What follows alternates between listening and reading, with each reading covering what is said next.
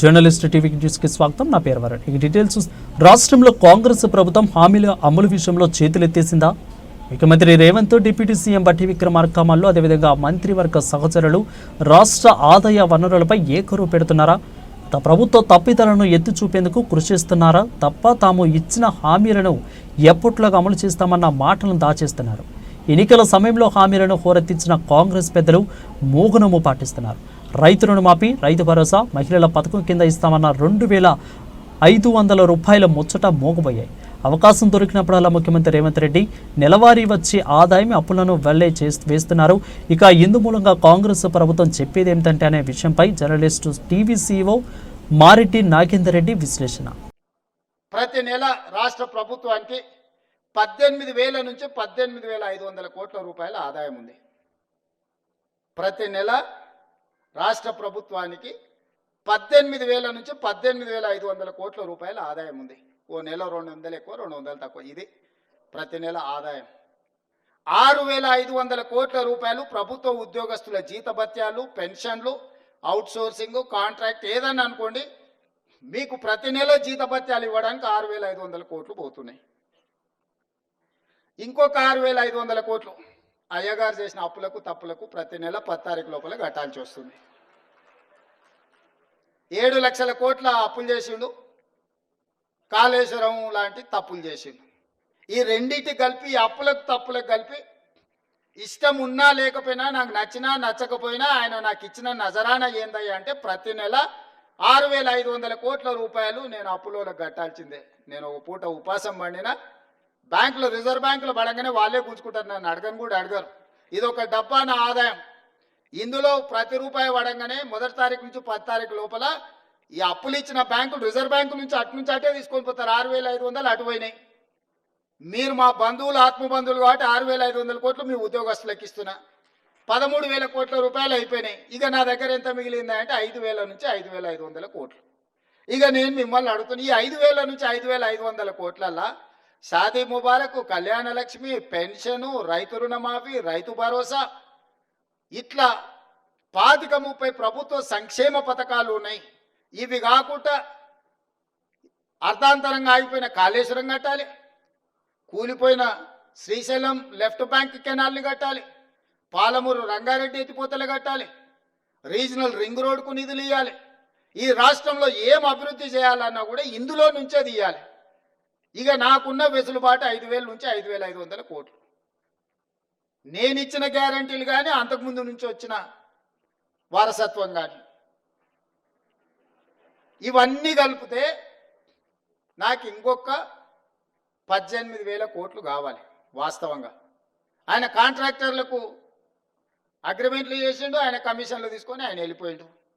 ఇవాళ వాళ్ళ పేమెంట్లు నేను వచ్చి కూర్చున్నప్పటికీ 42,000 పేమెంట్లు బకాయిలు పెట్టిపోయింది ఈ కాంట్రాక్టర్లకి. ఇక విద్యుత్ శాఖ ఇవాటి మళ్ళీ పక్కన పెట్టాలి. అట్లా నేను మినిమం వెల్ఫేర్ ఉన్న వాటిని ఒక మాదిరిగా నడపాలంటే నాకు 22,000 కోట్లు కావాలి. 22,000 కోట్లు నాకు వస్తే ఇప్పుడున్న కమిట్మెంట్స్ ఏదైతే వెల్ఫేర్లో ఇప్పుడు నేను చెప్పిన రైతు భరోసా కావచ్చు, లేకపోతే ఆర్టీసీ బస్సు కావచ్చు, లేకపోతే ఉచిత కరెంటు కావచ్చు, ఇంటికి సిలిండర్ కావచ్చు, రాజీవ్ ఆరోగ్యశ్రీ, ఇట్లా ఇవన్నీ కలిపితే 22,000 కావాలి. 22,000 అంటే 13,000 ఇవి తీసేస్తే 9,000 కోట్లు ఉంటే నేను ఇవన్నీ సమన్వయం చేయగలుగుతా 15 తారీఖు లోపల. ఇంకొక 8,000 కోట్లు ఉంటే ఈయన కాంట్రాక్టర్లకు పెట్టిపోయిన అప్పులకు బిల్లులు కట్టాలి. ఆ బిల్లులు పక్కన పెట్టినా కూడా 9,000 కావాలి. 9,000కు నాకు 5,500 ఉన్నాయి. అందుకే ఓ నెల ఆశా వర్కర్లకు పెండింగ్ పెడితే, ఓ రోజు అంగన్వాడీ వర్కర్లకు పెండింగ్ పెడితే, ఓ రోజు షాదీ ముబారక్ పెండింగ్ పెడితే, ఓ రోజు కళ్యాణ లక్ష్మి పెండింగ్ పెడితే, అంటే ఓ నెల పాల పైసలు ఇచ్చి ఇంటికి రాయిపి, ఓ నెల ఇంటికి రాయి ఇచ్చేసి పిల్లల ఫీజులు బకాయిలు పెట్టి పిల్లల ఫీజులు ఒక నెల కట్టి ఇట్లా రొటేషన్ చేసే పనే జరుగుతుంది.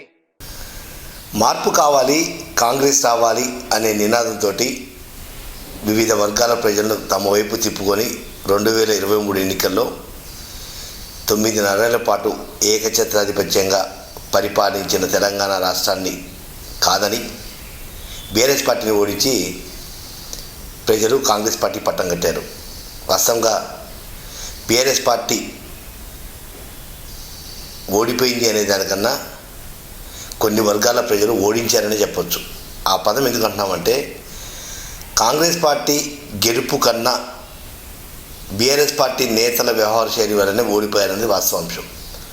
సంక్షేమ పథకాలు కావచ్చు, వివిధ పథకాలలో ఎక్కడ కూడా ఒక 10-20% స్థానిక నేతల అకృత్యాలు, అక్రమాలు, వివిధ ఒత్తిళ్ల నేపథ్యంలోనే స్థానికంగా వ్యతిరేకత ఉంది తప్ప బీఆర్ఎస్ ప్రభుత్వ వ్యవహార శైలి మీద కొన్ని సందర్భాలలో మోనార్కిజం ఇతర అంశాలను దృష్టిలో పెట్టుకుంటే కొంత ఎడ్యుకేటెడ్ పీపుల్ ఈ వ్యవస్థను జీర్ణించుకోలేకపోయారు. 2018 దాకా ప్రశాంతంగా నడిచిన పరిపాలన కాస్త గాడి తప్పి మోనార్కిజంగా ఒక డిక్టేటర్షిప్ సిస్టంలోకి రావడంతో తెలంగాణ ప్రజలు మొదటి నుంచి కూడా నియంతృత్వాన్ని, నియంత పోకడని వ్యతిరేకించి పోరాడిన సందర్భాలు చరిత్ర మొత్తం చెప్తుంది.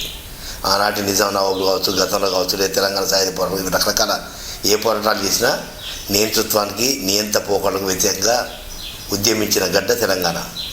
అటువంటి తెలంగాణ రాష్ట్రం ఏర్పడిన తర్వాత 9 ఏళ్ల పాటు పరిపాలించిన బీఆర్ఎస్ పార్టీ తన తప్పిదాలు కాంగ్రెస్ పార్టీ గెలుపుకి దోహదం చేశారనేది వాస్తవాంశం. ఏ రాజకీయ విశ్లేషకులు అంచనా వేసినా, కాంగ్రెస్ పార్టీ నేతలు మనస్ఫూర్తిగా ఒప్పుకోకపోయినా వాస్తవంగా బీఆర్ఎస్ మీద ఉన్న వ్యతిరేకత కాంగ్రెస్ అనుకూలంగా మారింది. దాంతోపాటుగా కొన్ని సంక్షేమ పథకాలు ప్రకటించడం కూడా కాంగ్రెస్ పార్టీ తెలంగాణ రాష్ట్రంలో అధికారాన్ని హస్తగతం చేసుకోవడానికి ఒక సోపానంగా నిలిచిందని చెప్పవచ్చు. ప్రధానంగా రైతు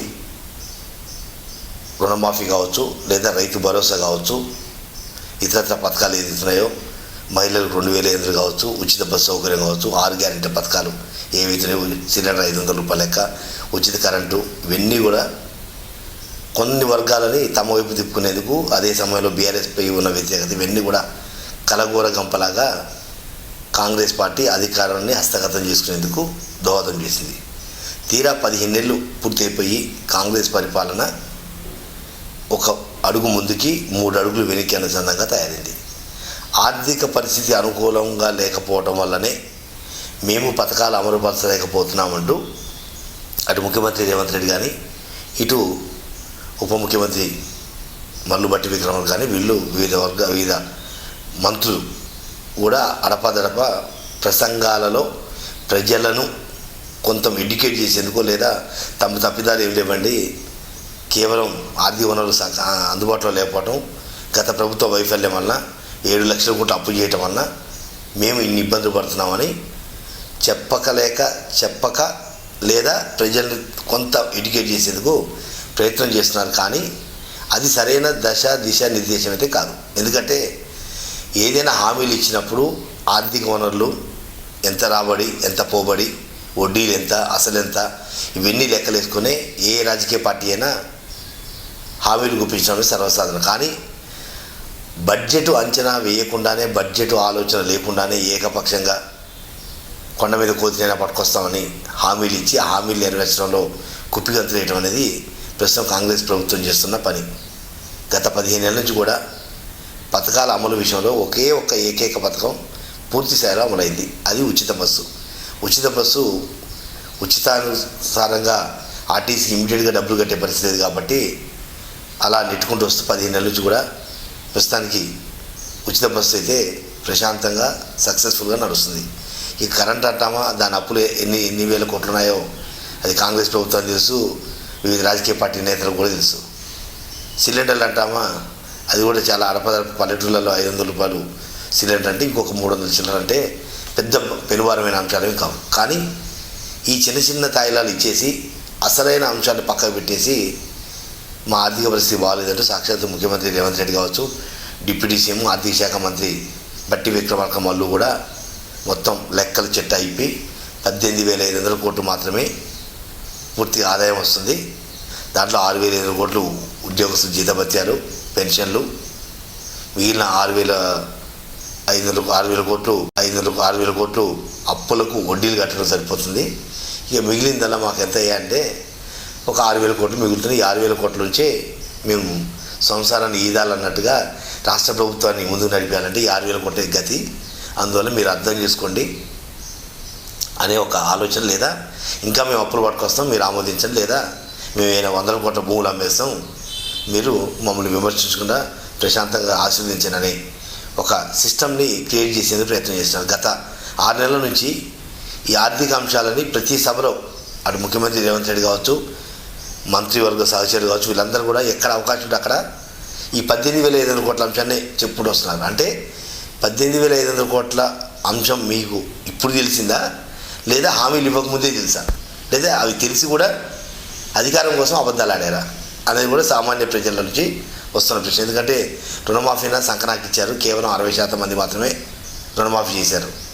మళ్ళీ మంత్రులు మేము పూర్తిగా చేయలేకపోయాం, మాకు అనుకూలమైన తర్వాత చేస్తామంటే ఇంకా ఇప్పుడు మీరు అసలు పథకాలు అమలు చేయాలంటేనే ఇంకొక 1,00,000 కోట్లు అయితే తప్ప సాధ్యం కాని పరిస్థితి. ఏదైతే ఇందిరమ్మ ఇండ్ల పథకం కావచ్చు, 4 లక్షలు ఈ 4 సంవత్సరాలు కావచ్చు, లేదా 2,500 రూపాయలు మహిళా మహాలక్ష్మి పథకం కింద కావచ్చు, ఇవన్నీ కనుక అమలు చేయాలంటే ఇంకో 1,00,000 నుంచి 2 లక్షల కోట్లు అప్పు చేసి తప్ప రాష్ట్ర ప్రభుత్వం ఈ 4 ఏళ్ళు గట్టెక్కే పరిస్థితి లేదు.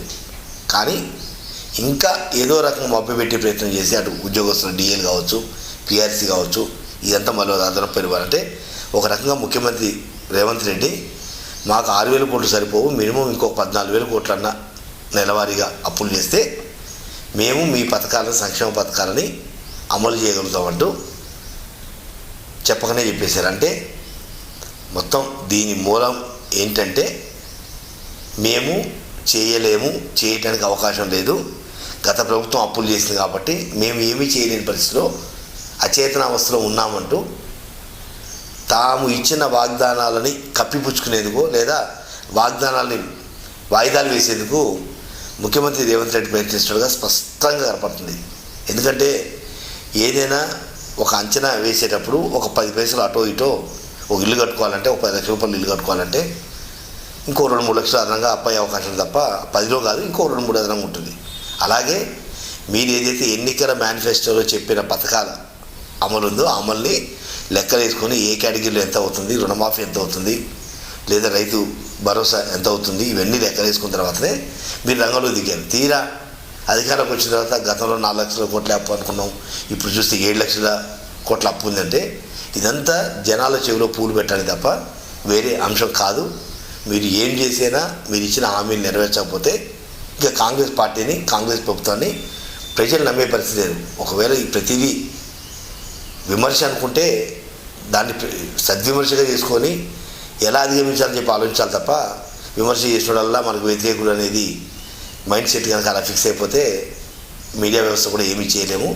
ఉన్నది ఉన్నట్టుగా వాస్తవాంశాలు ఏంటి, రుణమాఫీ పూర్తి స్థాయిలో చేయాలా చేయొద్దా, అది చేయండి, దానివల్ల ఇంకో 4 పథకాలు అవుతున్నాయి దానికి సహకరించండి అని ఈ సిస్టమ్ చెప్పి పెట్టుకుంటూ పోవాలి తప్ప ఒక పావలా అక్కడ, ఒక 10 పైసలు ఇక్కడ, ఒక పావలా ఇక్కడ రకరకాల ఎత్తులపై ఎత్తులు వేసుకుంటూ పూర్తిగా కాంగ్రెస్ పార్టీ మీద ఉన్న ఒక అభిమానాన్ని, గౌరవాన్ని, ఒక భరోసాని పూర్తిగా దిగదార్చి తిరిగి మళ్ళీ మీరు ప్రతిపక్షంలో పోవడానికి ఒక వేదికగా తయారు చేసుకునే పరిస్థితి. కాబట్టి మీరు ఏదైనా పథకం మొదలుపెట్టి ఆ పథకం పూర్తి స్థాయిలో చేయండి. రైతు రుణమాఫీ 60% పూర్తి, మిగిలిన 40% పరిస్థితి ఏంటి, లేదా వాయిదాల పద్ధతిలో ఇచ్చే అవకాశం ఉందా, లేదా ఇంకో టైం బౌండ్ అని పెడతారా, అది ఫిక్స్ చేయండి.